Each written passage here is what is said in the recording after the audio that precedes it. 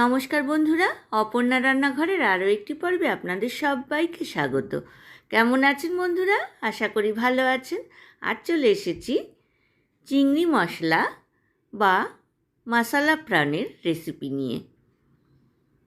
কিভাবে আমি এই প্রন মশলা বা চিংড়ি মশলা বানাচ্ছি সেই রেসিপিটাই আজ আপনাদের সঙ্গে শেয়ার করব। চলুন দেখে নেওয়া যাক। 500 গ্রাম চিংড়ি মাছকে খোসা ছাড়িয়ে পরিষ্কার করে ভালোভাবে ধুয়ে আমি একটা প্লেটের মধ্যে নিয়ে নিয়েছি। দিয়ে দিলাম 1 টেবিল স্পুন নুন আর হাফ টেবিল স্পুন হলুদ গুঁড়ো। খুব ভালোভাবে চিংড়ি মাছের মধ্যে নুন আর হলুদকে মেখে নিলাম। গ্যাস ওভেনে একটা কড়াই বসিয়ে দিয়েছি।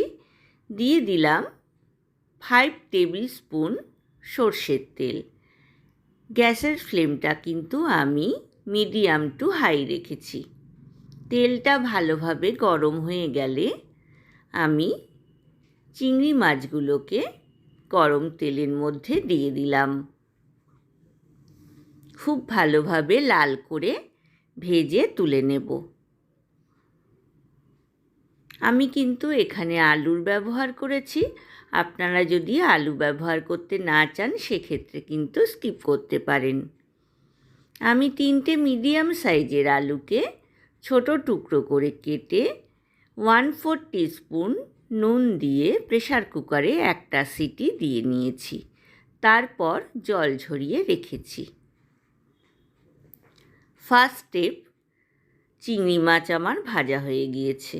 ওই তেলের মধ্যেই দিয়ে দিলাম বাকি চিংড়ি মাছ।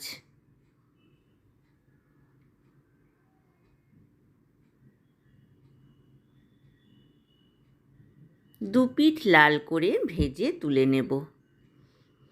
যেসব বন্ধুরা প্রথম থেকে আমার সঙ্গে আছেন তাদেরকে অনেক ধন্যবাদ। আর যেসব বন্ধুরা প্রথম আমার চ্যানেলে ভিজিট করছেন তাদেরকে আমার চ্যানেলে স্বাগত জানাই। সেকেন্ড স্টেপ, চিংড়ি মাছও ভাজা হয়ে গেল। আমি একটা বাটিতে তুলে নিলাম।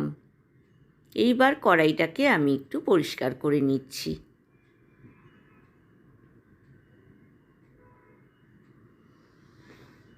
দিয়ে দিলাম আরও 3 টেবিল স্পুন সর্ষের তেল।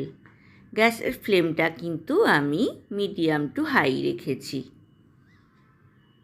এর মধ্যে এবার দিয়ে দেব জল ঝরিয়ে রাখা আলু।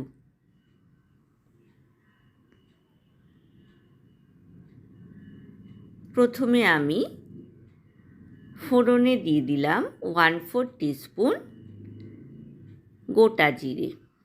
তারপর সেদ্ধ করে জল ঝরিয়ে রাখা আলু আমি কড়াইতে দিয়ে দিলাম। দিয়ে দিচ্ছি 1/4 টিস্পুন নুন আর 1/4 টিস্পুন হলুদের গুঁড়ো।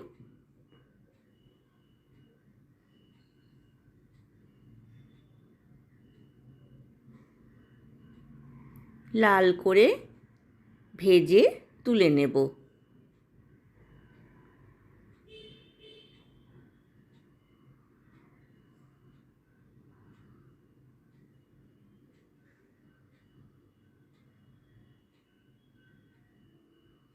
এইবার তেলের মধ্যে দিয়ে দেব 2টো মিডিয়াম সাইজের কুচো করে রাখা পেঁয়াজ। ভালোভাবে আমি লাল করে ভেজে নেব।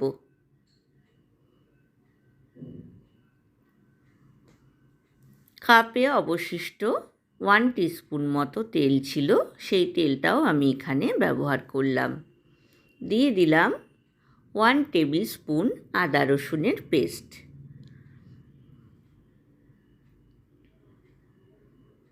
খুব ভালোভাবে নাড়াচাড়া করে নিচ্ছি।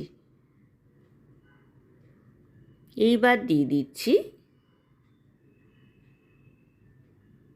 দুটো মিডিয়াম সাইজের পেঁয়াজ আর দুটো কাঁচা লঙ্কা আমি পেস্ট করে নিয়েছি মিক্সার গ্রাইন্ডারে, সেটা আমি এখানে দিয়ে দিলাম। খুব ভালোভাবে নাড়াচাড়া করে নিয়েছি।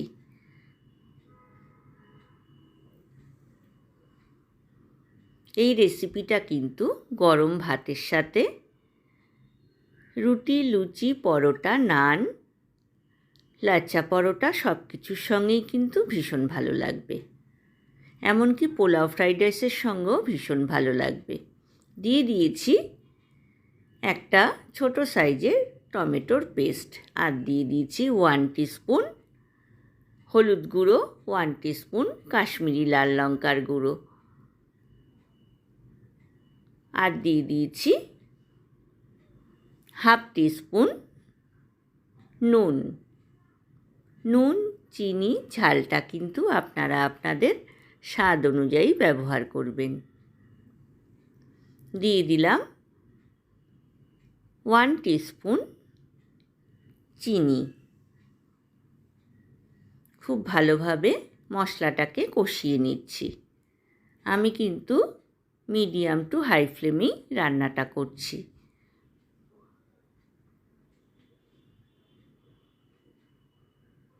ভালোভাবে মশলাটা কষা হয়ে গেলে দিয়ে দিলাম পৌনে 1 কাপ গরম জল।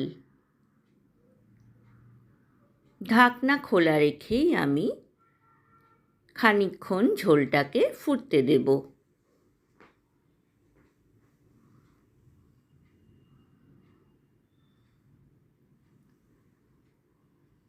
বন্ধুরা, রেসিপিটা ভালো লাগলে লাইক, শেয়ার, কমেন্টস করতে কিন্তু ভুলবেন না। পাশে থাকা বেল আইকনটা প্রেস করবেন, তাহলে আমার নতুন নতুন রান্নার নোটিফিকেশান বা আপডেট কিন্তু আপনার কাছেই প্রথম পৌঁছবে। এইবার কড়াইতে দিয়ে দিলাম ভেজে তুলে রাখা আলু। ঝোলের সাথে ভালোভাবে মিক্স করে নিচ্ছি। আরও মিনিট 5 ফুটিয়ে নেওয়ার পর আমি এবার দিয়ে দেব ভেজে তুলে রাখা চিংড়ি মাছ।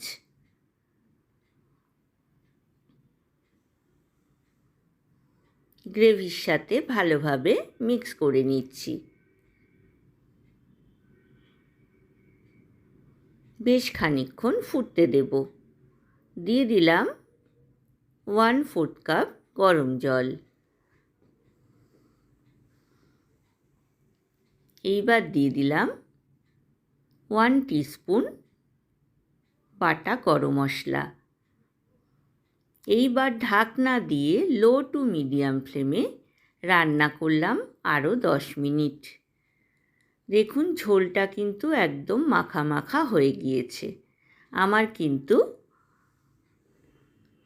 মশলা চিংড়ি মাছ বা প্রন মশলা একদম রেডি হয়ে গেছে।